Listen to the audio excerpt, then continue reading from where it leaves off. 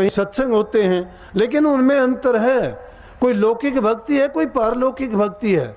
कोई मंदिरों में पूजा करता है, मूर्तियों की पूजा करता है, कोई यज्ञ हवन करता है, कोई तीर्थों पे जाता है।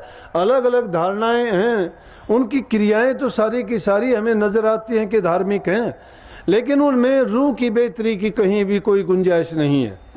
तरीके अलग अलग हैं, लेकिन गुणगान तो सभी में उस मालिक का ही है।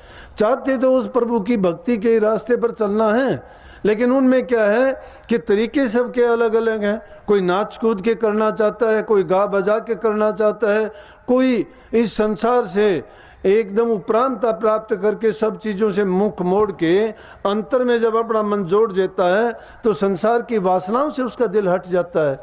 हमारी वासनाएं खत्म नहीं होती हैं।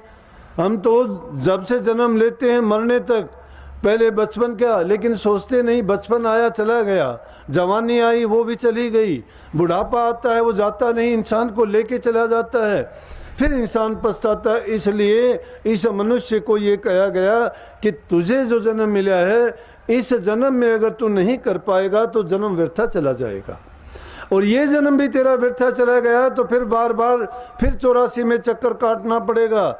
जब यहाँ नियम कानून है, जो जैसा कर्म करता है उसका परिणाम और सजा उसको भोगनी पड़ती है, तो जीव के लिए वो बड़ा कानून और बड़ी जगह भी है जहाँ ये जीव जाता है और अपना लेखा जोखा इसको देना पड़ता है। वहाँ पर इसका फैसला होता है कि आगे जाके इसका क्या होना है क्या नहीं होना है। अब कोई कहे कि मैं जानना चाहता हूँ, इसको जानना चाहते हो ना, तो अपने आप को जानना शुरू करो। पहले अपनी रूह को अंदर में तुम देखना शुरू करो, जहाँ नूरी गुरु बैठा हुआ है।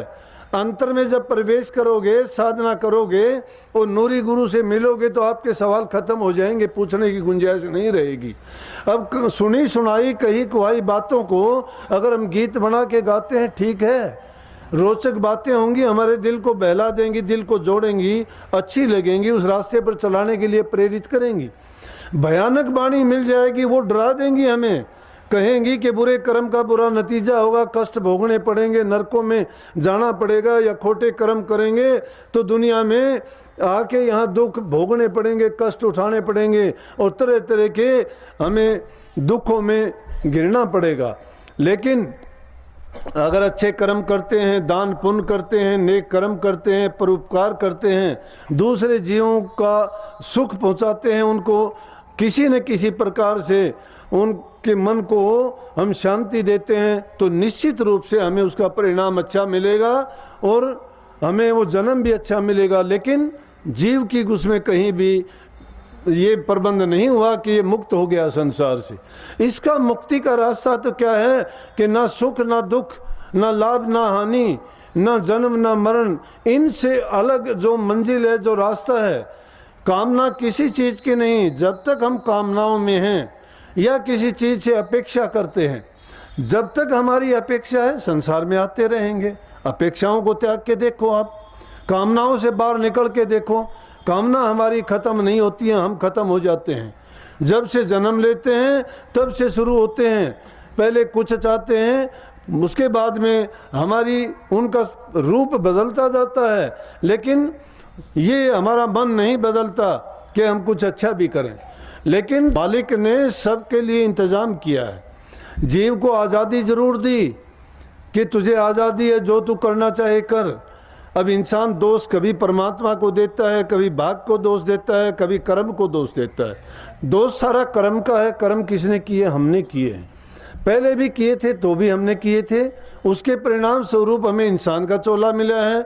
अच्छे कर्म किए थे, हमें संत सतगुरु मिला है, नाम मिला, भक्ति करने का हमें तरीका मिला। उससे भी बेहतर कर्म किए थे, हमें सत्संग मिला। संतों का सत्संग बड़ा दुर्लभ है, ये पावन भूमि पर ही हो सकता है, नहीं तो ऐसी भूमि भी है, यहाँ से थोड़ी दूर चल के देखो ना, कुरुक्षेत्र के मैदान में कितना भारी युद्ध हुआ था द्वापर में। 18 दिन तक युद्ध चला था, 56 करोड़ यदुवंशियों का नाश कर दिया था, वो भी भूमि थी। ये पानीपत का मैदान रहा, यहाँ इतनी बड़ी बड़ी लड़ाइयाँ हुई थी, वो भी तो भूमि थी। लेकिन सत्संग या जिन चीज़ों को आज हम पूज्य मानते हैं, कहीं को मानते हो, कहीं और के मंदिरों मस्जिद जहाँ बनी हुई हैं वहाँ किसी न किसी टाइम में कोई पहुँची हुई रूह प्रकट हुई थी।